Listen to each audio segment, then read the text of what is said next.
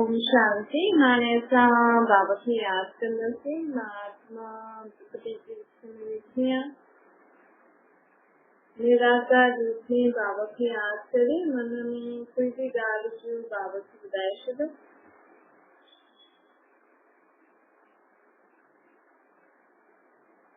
आत्मा पंहिंजे बाप परमात्मा खे सभु मन जी ॻाल्हि ॿुधाए थी।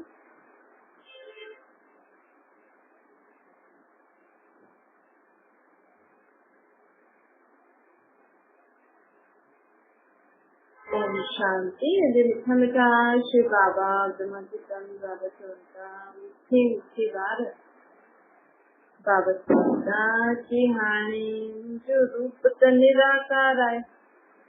आत्मा निराकार दुख थी विच में वेही सघंदी आहे। वे माण्हू सोचदा आहिनि भॻवान वॾो आहे, शिव वॾो आहे त शिवलिंग वॾो ठाहींदे, परंतु बाबा चए थो मुंहिंजी आत्मा ऐं तव्हांजी आत्मा जी साइज हिक जहिड़ी आहे, लेकिन मुंहिंजी आत्मा में शक्तियूं गुण ज्ञान ॾाढो आहे। तव्हांजी आत्मा में बि तव्हां बि धारण करे सघंदा आहियो, लेकिन तव्हांजी आत्मा में ख़तम थींदो वेंदो। त मां सर्व गुणनि शक्तियुनि ज्ञान में वॾो आहियां। मां रहंदो सदैव ऊंचे स्थान परम धाम में आहियां। तव्हां बि उतां ई आया आहियो, लेकिन मां सदा ई रहंदो आहे न। त मुंहिंजे पार्ट ऐं तव्हांजी पार्ट में फ़र्क़ु आहे। आत्मा जो साइज हिकु जहिड़ो आहे। छो? भॻवान जी आत्मा बि नंढी, असांजी आत्मा बि नंढी। छो जो भॻवान कॾहिं पंहिंजो शरीर न वठंदो न। जॾहिं हुनखे सृष्टि में अचिणो हुजे त उहो कंहिंजे शरीर में हुजे अचे। अगरि हुनजी आत्मा जी साइज वॾी हूंदी त असांजी आत्मा जी त सभिनि जी नंढी ई हूंदी न। त वॾी आत्मा शरीर में कीअं ईंदी? इन करे परमात्मा चए थो मुंहिंजी ऐं तव्हांजी आत्मा जी साइज हिक जहिड़ी हूंदी आहे। छोकी मूंखे बि हिन सृष्टि ते पाठ वॼाइण ईंदो आहे, लेकिन मां ख़ुदि जो शरीर न वठंदो आहियां। मनुष्य तन में अवतरण थियण, जीव जंतु जानवर जे तन में थोड़ी ईंदो आहे भॻवान। त हिन करे बाबा चईंदो आहे कि मां मुंहिंजो अवतरण मनुष्य तन में थींदो आहे त मुंहिंजी साइज बि ओतिरी आहे। भल मुंहिंजा मूं में गुण शक्ति ज्ञान आहे। माण्हू सोचदा आहिनि कि भॻवान में गुण शक्ति ज्ञान जास्ती आहे, उन्हनि सां उहो वॾो आहे, इन करे वॾो शिवलिंग ठाहे छॾियो ऐं नंढा नंढा सालिग्राम ठाहे छॾियो। परमात्मा ॾिसां हीअ ॻाल्हि थो ॿुधाए कि चईंदा बि आहिनि अंगूठी सदृश्य आहे। परमात्मा भॻवान खे चईंदा बि आहिनि कि उहो जोत आहे, परम जोत आहे। पोइ बि मुंहिंजो वॾो रूप ठाहे छॾियो, परंतु रूप में न वञिणो आहे। असांखे ॾिसणो आहे, इहो सम्झणो आहे कि भॻवान में ज्ञान गुण शक्ति जाती आहे।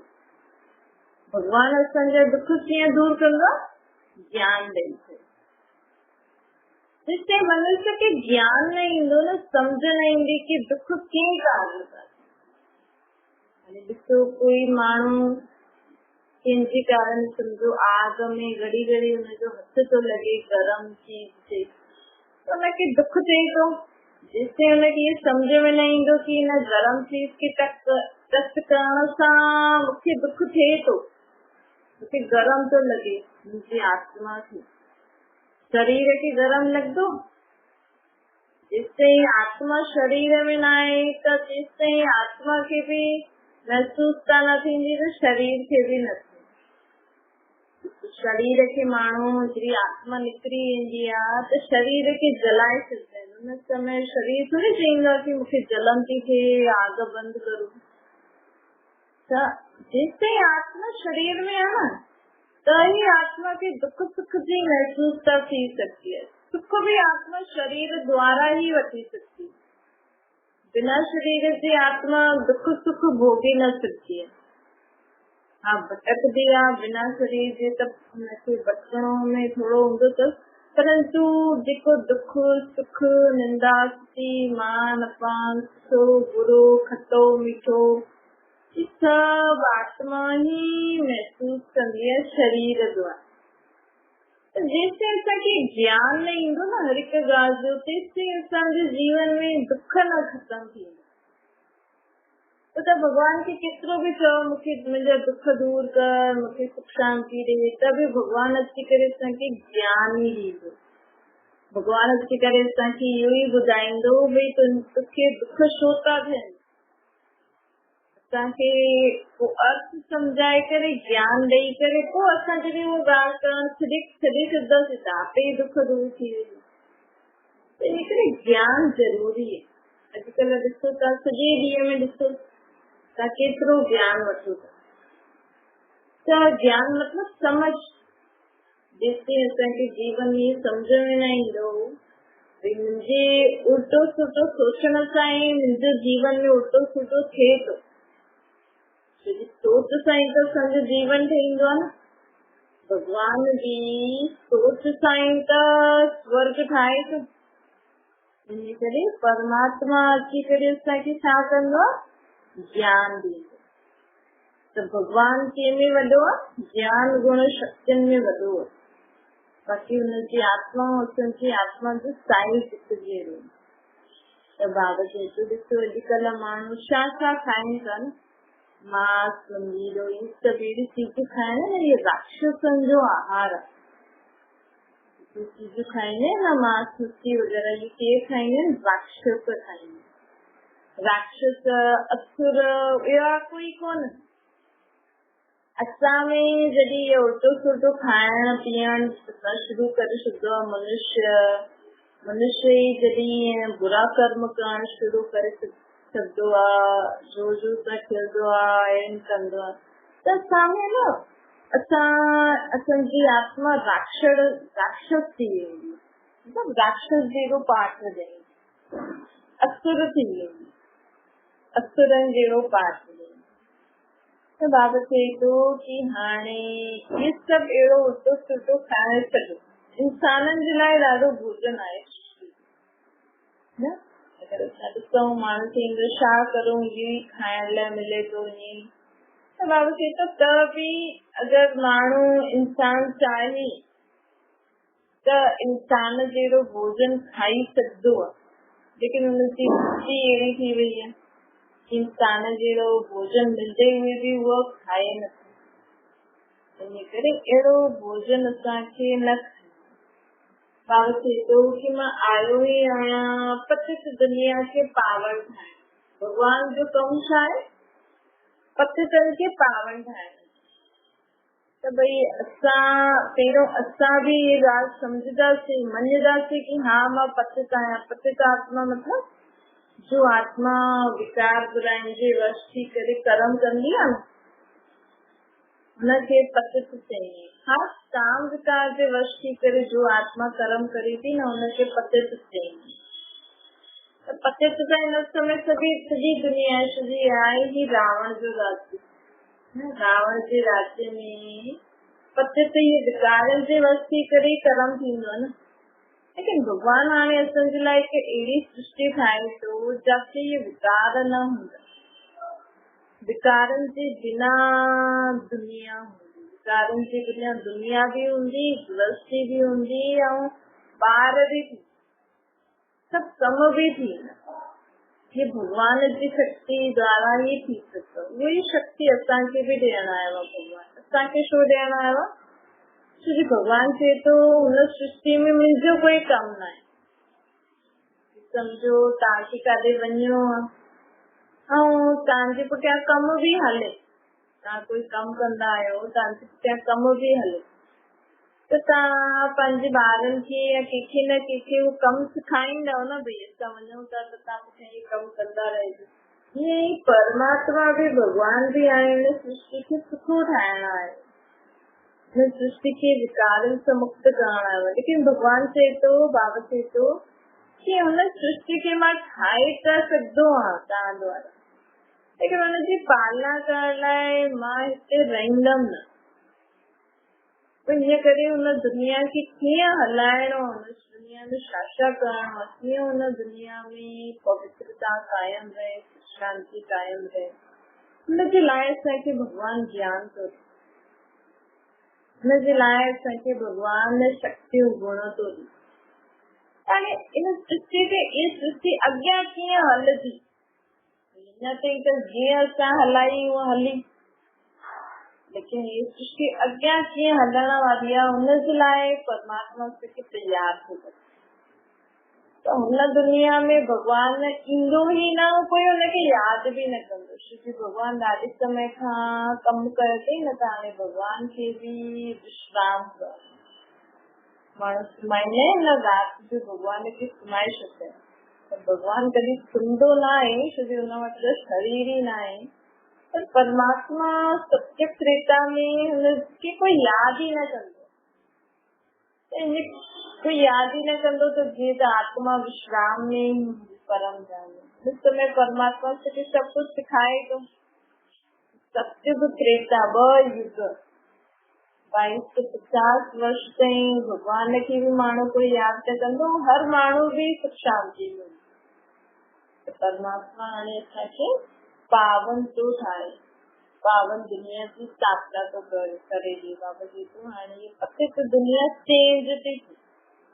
भगवान भी पतित दुनिया में ही अची करे बिगड़ी खे सुधारदो न, बिगड़ी खे सुधारण वारो बाबा। बाबा जी तो ये मुंहिंजो ई कमु कि समय सभिनि जा ई कम बिगड़ल आहे, सभिनि जे जीवन में कुझु न कुझु प्रॉब्लम थी वई।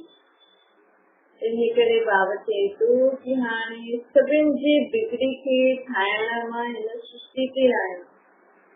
मां हिन सृष्टि ते जॾहिं ईंदो न त कोटनि में कोई मूंखे पहचाने सघंदो।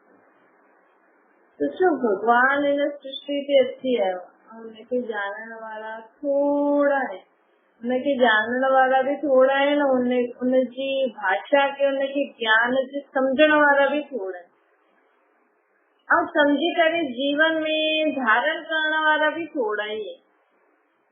त भगवान खे भई असांखे चऊं भई भगवान आयो आहे, त हीअ ॻाल्हि की कोटनि में कोई कंहिंखे सम्झ में ईंदी, मञदा हा भई छोकी दुनिया में ॾाढा भगवान आहिनि हिन समय।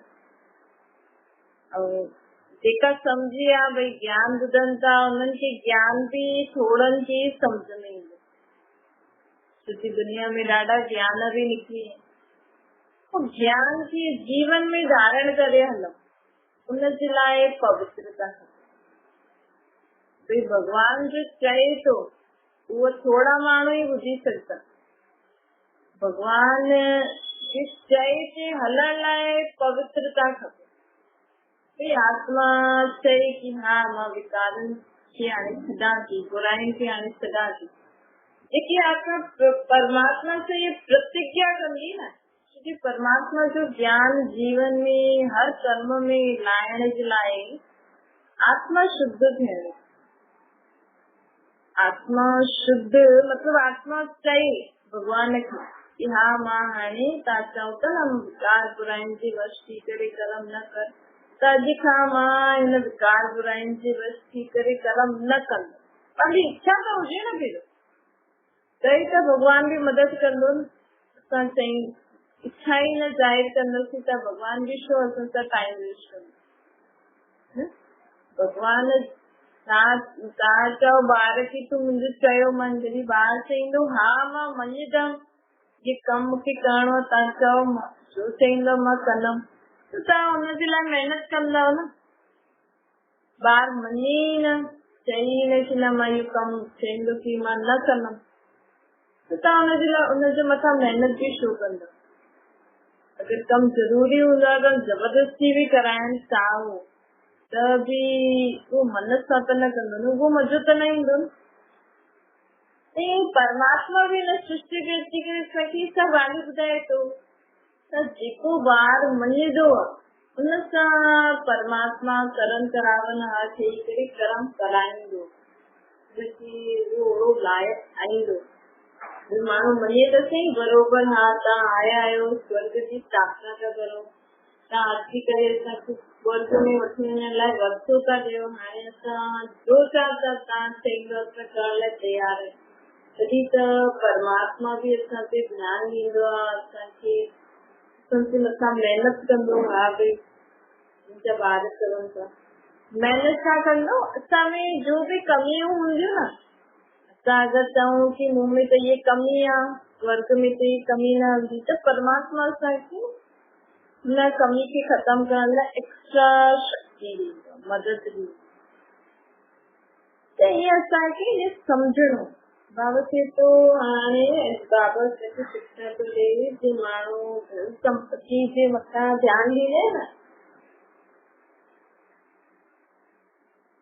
भाई घटि ख़र्च करो ज्यादा न ख़र्च करो त उहो ई बाबा चए थो हाणे पंहिंजी सोचो घटि इन में बचत करो असां कंहिं ॻाल्हि जे लाइ जास्ती सोचंदा आहियूं त बाबा चए थो हाणे सोचो घटि कम ज्यादा करो जे माण्हू चवंदा न कम ख़र्च करो ऐं फ़ाइदो ज्यादा थिए मतलब घटि ख़र्चो भी घटि ऐं चीजूं भी ॾाढियूं अचनि इहे ई माण्हू एम रखंदो आहे न जीवन में उहे परमात्मा चए थो सोचो घटि कर्म ज्यादा करो अॼुकल्ह माण्हू थकनि छो था ज्यादा हिकु ई आत्मा सभु कम कराए थी न शरीर खां सोचे भी आत्मा जो मन सोचे थो त आत्मा जी शक्ति ख़तम थी थिए न त अॼुकल्ह आत्मा जी शक्ति कीअं काफ़ी ख़तम थी वेंदी आहे जास्ती सोचण में हिन समय माण्हू सोचे जास्ती थो ऐं कर्म में घटि थो लाए ॿियो छा थो करे ॻाल्हाए ज्यादा थो लेकिन अर्थ सम्झ में नथो अचे सॼो ॾींहुं कोई कंहिंखे कुझु चईंदो ई रहंदो ईअं अर्थ कुझु बि न आहे ईअं न ॻाल्हि कुझु बि न अलाए छो फालतू था ॻाल्हाइनि त इन समय माण्हू बोल भी जास्ती थो ॻाल्हाए सोचे भी जास्ती थो त बाबा चए थो कि इन में बचत करो घटि ॻाल्हायो घटि सोचो घटि ॻाल्हाइण में ऐं पंहिंजी पूरी ॻाल्हि बि ॿुधाए छॾी न घटि थोरी सी ॻाल्हि में पंहिंजी ॻाल्हि सॼी हुन ॿुधाए छॾी भई छा करिणो आहे छा न करिणो ऐं घटि सोचो कर्म ज्यादा करो त हिन सां छा थींदो असांजी आत्मा जी शक्ति वेस्ट न थींदी आज माण्हू स्थूल धन संपत्ति हूंदो न उहा आत्मा जी संपत्ति आहे बोल सोचण कर्म करण जीअं माण्हू हिक ॿिए सां मिले अॼुकल्ह त कंहिंसां घटि मिलंदा आहिनि लेकिन फोननि ते जास्ती था मिलनि अलाए कंहिंसां फोननि ते ॻाल्हाईंदा रहंदा कुझु मतिलब न आहे अलाए कंहिंसां छा ॻाल्हाईंदा त हिन में बाबा चए थो कम ख़र्च बाला मशीन हिन में बाबा असांखे सावधान थो करे कि हाणे जॾहिं असां सॼो ॾींहुं पंहिंजे मन बोल कर्म माण्हू अॼु ख़ुदि जे मथां ध्यानु नथो ॾे साम्हूं वारो सॼो ॾींहुं छा थो करे उन ते थो ध्यानु ॾे ऐं साम्हूं वारो त कुझु बि करे थो लेकिन असां सॼो ॾींहुं हुनजे लाइ था सोचूं उहो पंहिंजी दुनिया में मस्त आहे असां हुनजे लाइ सोचूं कुझु फ़ाइदो आहे तंहिंजे करे बाबा चए थो जेतिरो असां ख़ुदि खे सुधारंदा वेंदासीं न ख़ुदि जी सोच ख़ुदि जा बोल ख़ुदि जा कर्म ख़ुदि जी जेकी बि सॼो ॾींहं जी दिनचर्या आहे असां हुनखे सुधारंदा वेंदासीं न त ई असां ॿियनि खे पंहिंजे कर्मनि द्वारा बि सुधारे सघंदा आहियूं एक्चुअली कीअं न शिक्षा मुख सां ॾियण जो समय न आहे हाणे समय छा आहे करे करे ॾेखारियो माण्हू तव्हां अहिड़ो कर्म करो सॼो ॾींहुं तव्हां ईअं सोचो ईअं ॻाल्हायो जो माण्हू तव्हांखे ॾिसी सिखनि अॼुकल्ह असां माण्हू ॻाल्हाए करे सिखाइण थो चाहे जास्ती लेकिन उहो समय न आहे छो जो कंहिं बि आत्मा में शक्ति न आहे ऐं तव्हांजी बोल में बि शक्ति न आहे तुंहिंजे बोल में बि सार न आहे अलाए माण्हू छा छा थो ॻाल्हाए कुझु ख़ुदि खे सम्झ में नथो अचे असां छा था ॻाल्हायूं इहे बाबू तो हाणे हिननि ते ध्यानु हिन हिसाब सां घटि ख़र्च करो त आत्मा जी शक्ति हूंदी त आत्मा जी शक्ति अगरि कायम रहंदी त आत्मा जी शक्ति समय ते पोइ कम ईंदी बाबू चए थो कि हाणे जेतिरो थी सघे हिन पुराणी दुनिया में रहंदे ॾिसंदा बुद्धि में यादि रहे कि मुंहिंजो असली घर कहिड़ो आहे। कई माण्हू ॿाहिरि घुमण वेंदा आहिनि न त यादि रहंदो आहे कि असांजो घर त हुते आहे, असां हिते घुमण आया आहियूं। उहे असांखे बि न सदा यादि रहे कि मुंहिंजो असली घर कहिड़ो आहे। मां हिन सृष्टि ते हिन शरीर में छा थी कयां। छोकी माण्हू यादि त करनि था मथां वारे खे, आखिर मां मथां वारे खे ऐं मथे ई सोची यादि कयां। छोकी मथे मुंहिंजो घर आहे, मथे मुंहिंजो बाबा रहंदो। बाबा चए ॾिसो माण्हू सन्यासी चईंदा आहिनि ब्रह्म मां तत्व ई भगवान आहे। मतलब रहण जी स्थान खे भगवान सम्झी वेठा आहिनि कि भारतवासी छा था चवनि। हाणे हिंदुस्तान त असांजे रहण जो स्थान आहे न, पंहिंजे रहण जे स्थान खे धर्म था चवनि। इहो ई असांजो हिंदू धर्म। हिंदुस्तान त रहण जी जॻह ते वैसे बि हिनजो असली नाम भारत आहे। हिनखे हिंदुस्तान नाम पाकिस्तान ॾिनो आहे ऐं इंडिया नाम अंग्रेज ॾिनो आहे। असल में परमात्मा हिन धरती खे कहिड़ो नाम ॾिनो आहे जिते असां रहूं था, भारत। असल में हिनजो नाम भारत आहे ऐं भारत में रहण वारा असांजो देवी देवता खे मञंदा आहियूं त असांजो धर्म छा आहे, आदि सनातन देवी देवता धर्म। त बाबा चए थो इहो बि माण्हू सम्झनि नथा। मूंखे मां जिते रहंदो आहियां, तव्हां जिते रहंदा आहियो, हुनखे भॻवान सम्झी वेठा आहिनि। त परमात्मा यही तो ॿुधाए कि तव्हां हुन ब्रह्म मां तत्व में रहण वारी आत्मा आहियो। तव्हां हिन सृष्टि ते हिन शरीर रूपी घर में वेही करे खेल था खेॾो। शरीर बि न असांजो घर आहे। शरीर में जेका जंहिंमें तव्हां मोह रखी वेठा आहिनि, ॾिसो कंहिंखे माण्हू खे पंहिंजे पुराणे घर में मोह हूंदो आहे न, भले नयो घर ठही वञे, सभु फर्स्ट क्लास चीजूं अचनि, त बि पुराणे घर में यादि ईंदो। कोई आत्मा जो न ये अलग अलग शरीर जो आत्मा वठे थी न 84 जन्म वठ। कोई आपका आत्मा ज्यादा से ज्यादा 84 जन्म वठती है, घट से घट हिक जन्म।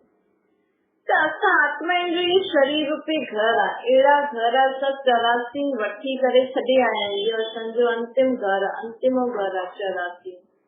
वरी हिन खां पोइ हिक खां वठणु शुरू कंदा। त बाबू चए थो माण्हुनि जो ॾिसो ही शरीर कंहिंजो केॾो बि ॿुढो थी वेंदो आहे, केॾो बि ख़राब थी वेंदो आहे, हलण लाइक़ न थींदो आहे, त बि आत्मा खे हिन शरीर रूपी घर में मोह हूंदो त उहो छॾे न सघे। अगरि असांखे सम्झ में अची वञे भई इहो शरीर रूपी घर छॾे करे मां ॿियो शरीर रूपी घर वठंदमि, छोकी हिसाब किताब त हूंदो ई आहे न। आत्मा रहे पंहिंजे पुराणे घर में, झट तैयारी करे न, भगवान खे चए हाणे मूंखे नयो शरीर ॾे न, बसि हाणे मूंखे हिन शरीर में सुठो नथो लॻे। भले तव्हांजा यही संबंधी रहंदा, लेकिन तव्हां नए शरीर में हिननि सां संबंधित आहियो। त इहे परमात्मा असांखे सम्झाणी ॾेई करे मृत्यु जे भय सां छुटकारो ॾियनि। माण्हू खे मरण सां डपु लॻंदो न, छोकी दुनिया में माण्हुनि लाइ छा छा चईंदा आहिनि, कुतो ठहींदे, ॿिली ठहींदे, इहे ठहींदे, अलाए काॾे वेंदे, अलाए कहिड़ी मोड़ी में वेंदे। मनुष्य आत्मा मनुष्य शरीर ही वठंदी है न, कोई जीव जंतु जानवर थोड़ी वेंदी। तो ये बाबा की ज्ञान तो ॾिए, ज्ञान के जरिए तो समझदासीं न, जीवन में धारण करे हलंदासीं, ॾिसो असांजो भय ख़तम थी वेंदो। अगर कंहिं आत्मा के समझ में अची वञे कि भई असां त आत्मा आहियूं, हिकु शरीर रूपी घर छॾी ॿियो वठंदा ई आहियूं, त हुनजो मरण में डपु लॻंदो, हुनखे शरीर छॾण में डपु लॻंदो न। हिकु शरीर छॾियो ॿियो वठिणो ई न कंहिंखे। लेकिन हिन समय माण्हू समय खां पहिरियों पंहिंजो शरीर ख़तम थो करे छॾे, या कंहिं न कंहिं एक्सीडेंट वग़ैरह में, त सप्तक में त तुरंत मिली वेंदो आहे। हिन समय अगरि शांति सां आत्मा खुद जी मर्ज़ी सां थी वञे त ॿियो शरीर जल्दी मिली वेंदो, न त बीमारी या कंहिं न कंहिं एक्सीडेंट या शरीर खे मारे छॾंदी आत्मा, त पोइ हुनखे थोरो भटकणो पवंदो। ज्ञान असांखे सम्झणो आहे छोकी माण्हू छा था करनि अॼुकल्ह थोरो बि दुख अचे थो न सहन नथी करे सघे आत्मा त शरीर खे ख़तम थी करे लेकिन हे ज्ञान हूंदो सम्झ हूंदी त आत्मा कॾहिं अहिड़ो कर्म न कंदी न सोचदी न मां पंहिंजे हिन शरीर खे ख़तम कंदमि त मूंखे भटकणो पवंदो त मां अहिड़ो कमु कराई छो इन करे परमात्मा असांखे ज्ञान ॾेई करे असांजा दुख दूर करणु आयो कॾहिं बि भॻवान खे असांखे न चइणो खपे मूंखे सुख ॾे शांती ॾे भॻवान चईंदो तव्हां ज्ञान त ॿुधो ज्ञान ॿुधंदव सम्झंदव त आपे ई सुख शांति अची वेंदी सम्झ धारण करण अच्छा मीठी मीठी ॿारनि किती माता बाप दादा की याद प्यार गुड मॉर्निंग रूहानी बाप जी तो सभेन रूहानी ॿारनि खे संजी जी रूहानी माता बाप दादा की याद प्यार गुड मॉर्निंग नमस्ते वरदान आए ब्राह्मण जीवन में कम खर्च बाला नशीन करण वाला अलौकिकता संपन्न बाबा चवंदा आहिनि अलौकिक ब्राह्मण जीवन जो विशेष स्लोगन आहे कम खर्च बाला नशीन खर्चो घटि हुजे लेकिन प्राप्ति शानदार हुजे असां रिज़ल्ट सुठे से सुठी हुजे अलौकिकता संपन्न जीवन तॾहिं चईंदासीं जॾहिं बोल में कर्म में खर्च घटि हुजे घटि समय में कम ज्यादा घटि बोल में स्पष्टीकरण ज्यादा होगी सोचो भी घटि लेकिन शक्तिशाली भाई अॼुकल्ह मूंखे छा करणो आहे जो मां हाणे सोचां थी न उन हिसाब सां ई मुंहिंजो कल्ह जो ॾींहुं फालतू न सोचो इनखे चइबो आहे कम ख़र्च बाला नशीन जे तव्हां वटि 10 रुपया अथव तव्हांखे 10 रुपये में एतिरी चीज वठणी आहे उन हिसाब सां कंदा ई न पाण उहो ई असां जेको सोच जो असांखे कमु करणो न उन हिसाब सां ई सुठो सोचो बुरो या उल्टो सुठो न सोचो ऐं जेके जो ॻाल्हि सम्झाइणी आहे ॿुधाइणी आहे त उन रीति ॿुधाए टेढ़ो मेढ़ो करे न ॿुधाए माण्हू की कोई ॻाल्हि रखणी छुपाइणी हूंदी आहे न त हुनखे टेढ़ो मेढ़ो करे ॿुधाए छॾींदा आहिनि उहो माण्हू ई मुंहिंजी वई की अलाए छा थी थिए कॾहिं छा थी थिए जो असां सही सही ॿुधाइणो खपे न ॾिसो हिकु ॻाल्हि खे छुपाइण में तव्हांखे घणियूं ॻाल्हियूं फालतू चइणियूं पवंदियूं हुनमें तव्हां पंहिंजो दिमाग़ लॻाईंदव हिकु त जो ॻाल्हि आहे सही ॿुधाए छॾियो त बाबा जी आत्मा जा खज़ाना आहिनि इनखे भी खर्च घटि करो तॾहिं असांजी आत्मा में शक्ति कायम रहे स्लोगन बाप ऐं सेवा सां सुठो प्यार हुजे त परिवार जो प्यार सुठो ई मिली वेंदो अगरि परमात्मा सां असांजो प्यार हूंदो न जो असां कर्म करूं था इन समय माण्हू खे कर्म सां प्यार ई न आहे बोझ थो लाहे ॾिए अरे मूंखे सुबुह जल्दी उथणो आहे ॿारनि खे करणो रोटी खाइणी हेॾे वञणो हले त बोझ थो लॻे कुझु बि आहे कर्म त करणो ई आहे न तव्हां गृहस्थी संभालो था उहो बि कर्म आहे दुकान में जेका माण्हू आहिनि उहो पंहिंजो कर्म था करनि गृहस्थी वारा पंहिंजो कर्म था करनि त कर्म बि दिलि सां करणो खपे सुठी रीति करणो खपे ख़ुशि ख़ुशी सां करणो खपे तॾहिं असांखे परिवार ऐं संबंधियुनि जो बि प्यार मिलंदो आहे कंहिंजे घर में रोटी हुजे महिमान अचनि त माण्हू खे परेशानी थी थिए पर ॾिसो बाबा चईंदा आहिनि की महिमान अचे हुनजी तव्हां सुठी रीति सेवा करो कहिड़ी दुआयूं मिलंदियूं आहिनि त इन करे हर हिकु बाबा चए थो परमात्मा सां कर्म सां ॾिसो माण्हू गुरुद्वारे मंदिर में कहिड़ी दिलि सां सेवा थो करे त घर में बि उहो ई करणो खपे की अचे थो न त भले तव्हां हुनखे जास्ती चीज़ न ॾियो लेकिन अगरि कंहिंसां कोई अचे थो मिठो ॻाल्हाए छॾियो ॻाल्हायो हुननि सां थोरी देरि वियो ख़ुशी सां ईअं भले थोरी देरि ई वियो उन्हनि जे हिसाब मतिलबु थोरो सही प्यार सां ॻाल्हायो लेकिन तव्हांखे खाइण पीअण जे लाइ थोरी ईंदा आहिनि माण्हू हिन समय प्यार जे लाइ बुखो आहे प्यार जा 2 शब्द चई करे मोकिलियो केतिरे दुआयूं मिली वेंदियूं आहिनि त बाबा चए थो परमात्मा ऐं कर्म सां प्यार हुजे तॾहिं तव्हांखे सभिनि जो आत्मिक प्यार सुठो मिलंदो जेतिरो असां ॿियनि खे मान ॾींदासीं न उत्तरोत्तर की वो मान लीजिए, निंदोदय 70 मान लीजिए, शांति